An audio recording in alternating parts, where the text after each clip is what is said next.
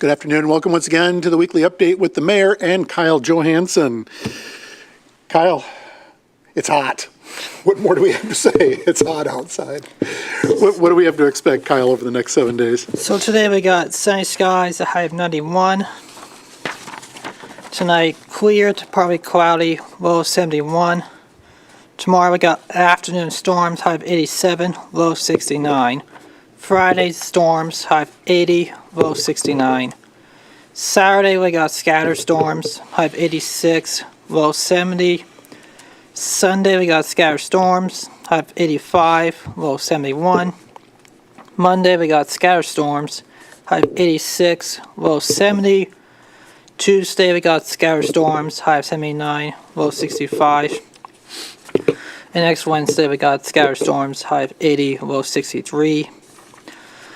And coronavirus cases, Athens County is now in the red, which is high risk of COVID-19 since the BA5 has taken over in the county and basically statewide. But the red means it's still optional. Like the buses, it's still optional for the drivers and the passengers, which is we actually still in a better place than we were like this time last year and 2 years ago as well.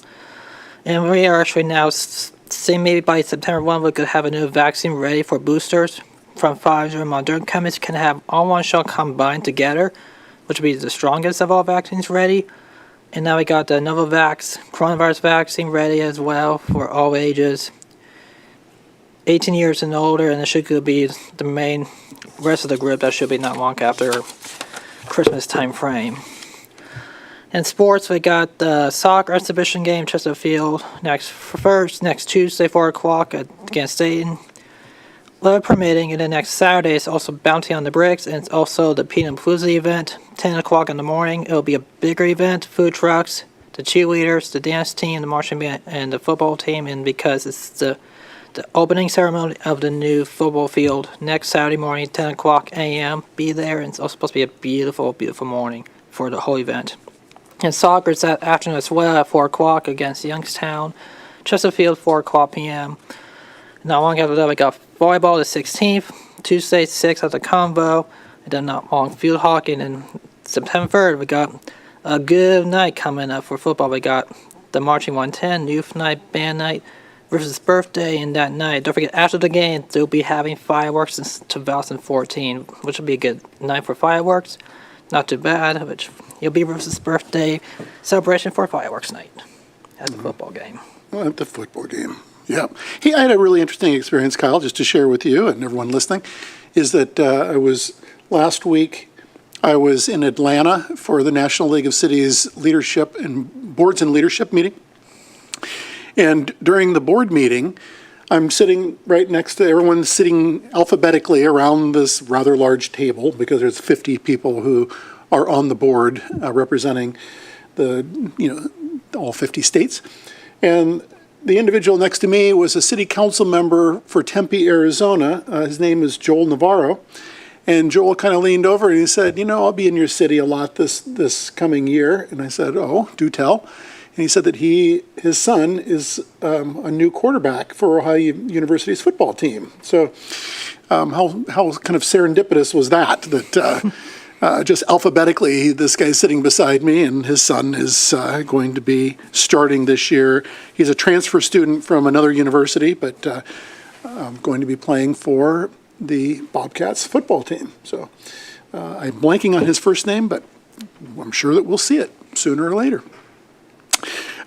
Also, just to share, I just arrived back minutes ago from being up in Westerville, and Westerville was hosting a Rise and Thrive campus community partnership, kind of a seminar / mini conference. And I was on a panel speaking with Rebecca Robinson Miller from Ohio University's Health Sciences and Professions, as well as with Jack Pepper, who's the administrator for the Athens City County Health Department, and talking about collaborations pre and post pandemic and during the pandemic. So it was really a pretty cool event to be talking.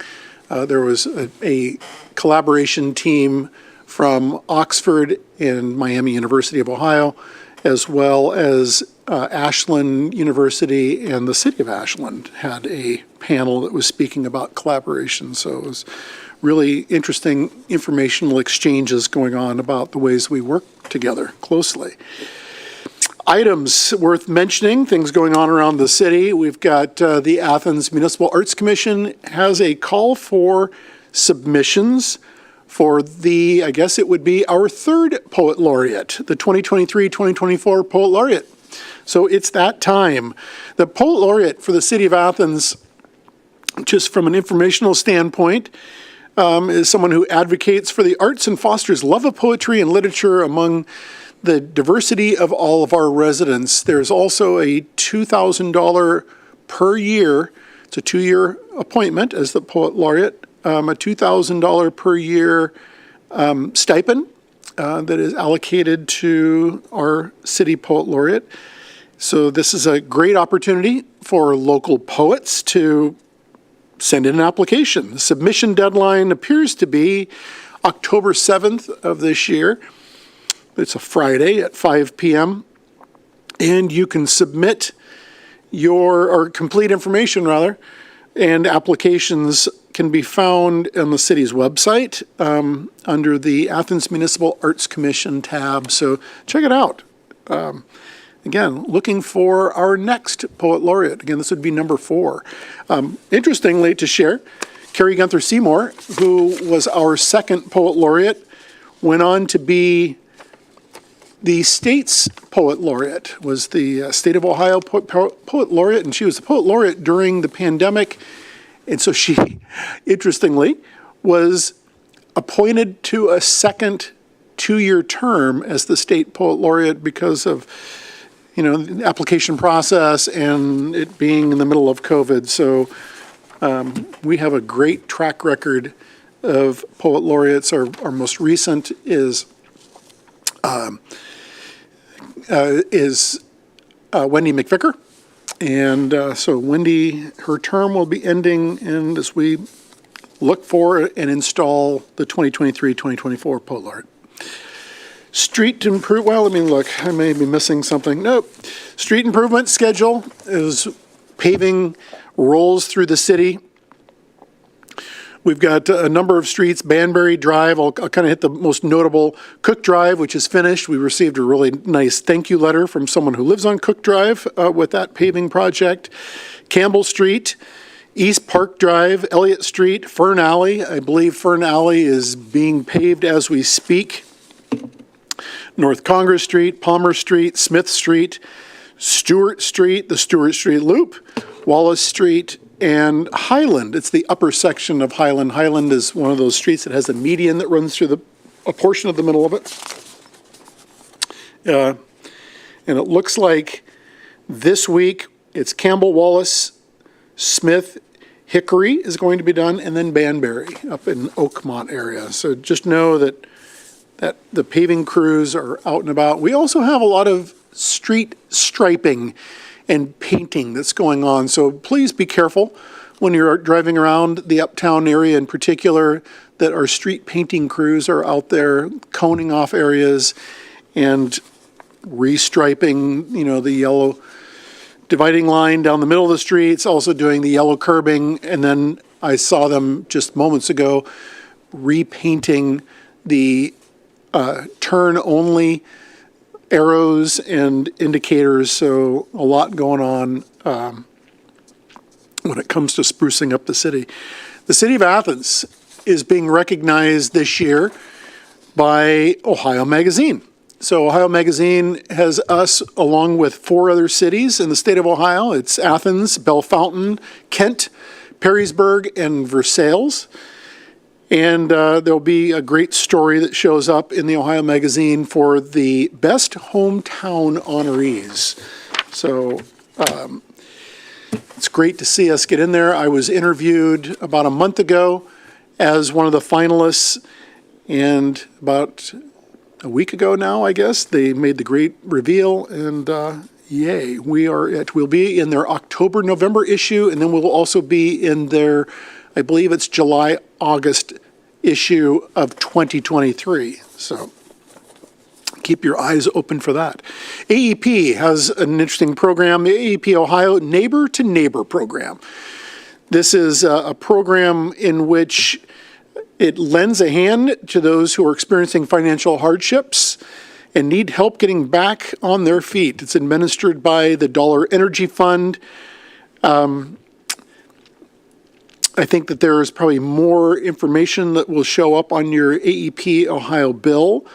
Program guidelines and eligibility requirements are subject to change under this program, so keep your eyes open to that, or I'm sure you can just simply Google AEP Ohio Neighbor to Neighbor program and get more information on that. The CCA program, the Tax Amnesty was in the month of June, and then rolling into July, it was the program where the Cleveland Central Collection Agency was going to collect delinquent taxes for the city of Athens. It has been extended into the month of August. It was supposed to be the month of July, and they are carrying it forward into the month of August as well. So if you want more information on the CCA program, you can certainly pull up the city's website and locate that information regarding CCA on the city's website. 8th Annual Athena Awards. I've spoken about this before during the press conference. So just make note that they are accepting nominations for the Athena Award. Again, this is the only award that the city bestows upon individuals for their recognized work in disabilities advocacy. You can be an individual, you can be an organization, or an agency, and be recognized under this particular program. So again, it is the 8th annual, and I would encourage you again to go to the city's website, and the Commission on Disabilities. They are the ones who administer the CCA, or the CCA, the Athena Award program, not the CCA program. That would be the auditor's office. Splash Pad, it is free on certain times. It is free, has free entry Monday through Friday from 10 to 11:45 a.m. beginning today. Actually, beginning yesterday. Yesterday that started. So it's open and free. Great way to cool down, especially, Kyle, right, with these 90-degree temperatures that we're dealing with. You can head down there. You don't need a pool pass or anything like that to use the splash pad free. So check that out. Another thing, Ryan, I think you've got something with regards to the Athens Community Center. There it is. Center Court B use calendar. That's a mouthful. There you see the calendar. You can, for the month of August, you can use this calendar to check out availability for Court B. This is for Court B only. Unless otherwise noted, Court A is always available and open to play for basketball unless there's a special event taking place.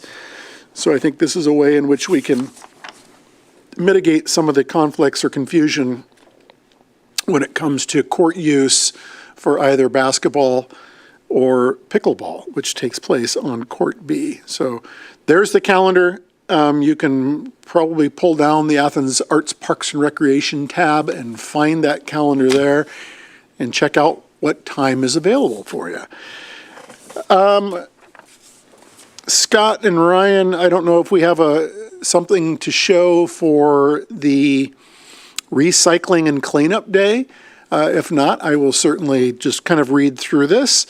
Basically, this is an event that takes place once or twice a year. We have one event coming up. It's October 1st. It will be at the Athens County Fairground. This is for those hard to get rid of items. So things like tires or scrap metal or e-waste. Need a whole bunch of papers that you've been hoarding for years and years and years to be shredded. Well, they'll handle that too. It'll be from 9 a.m. to 1 p.m. Appliances, e-waste, cell phones, scrap metal, clothing, textiles, furniture, mattresses, books, batteries, medical equipment and supplies. For a small fee, you can drop off TVs, fluorescent bulbs, and tubes. items that can't be reused or recycles will be disposed of safely. There's a 50-cent per waste tire recycling drop-off. So there is fees for some of these. If you've got tires with rims on them, that's $4 per tire.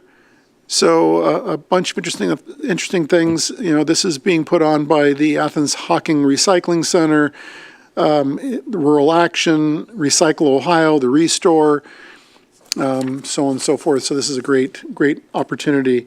If I'm not mistaken, the Athens Hawking Solid Waste District also plays a role in that. So October 1, 9 a.m. to 1 p.m. for getting rid of those hard to get rid of items. Meetings, there's going to be a meeting in here in about 9 minutes. There's the ad hoc committee to review pedestrian accessibility. We meet every 2 weeks, I believe, or at least monthly as an ad hoc committee. So we're meeting up here at 2:30 p.m. Excuse me. And Athens City Council will be meeting August 8th at 7 p.m. up here in council chambers as usual. And then we also have, the Athens Shade Tree Commission, August 11th at 7 p.m. And that would be up here as well. That's all I really have for today. One last thing to share. I know that there's been a lot of chatter out there about the new back-in angle parking on College Street across from the police station, police headquarters. The way in which you use, they're on the east side of College Street. The way they're used is pretty simple. Much like parallel parking, you pull ahead of the parking space, albeit it's diagonal, not parallel, and you back into the space that's available.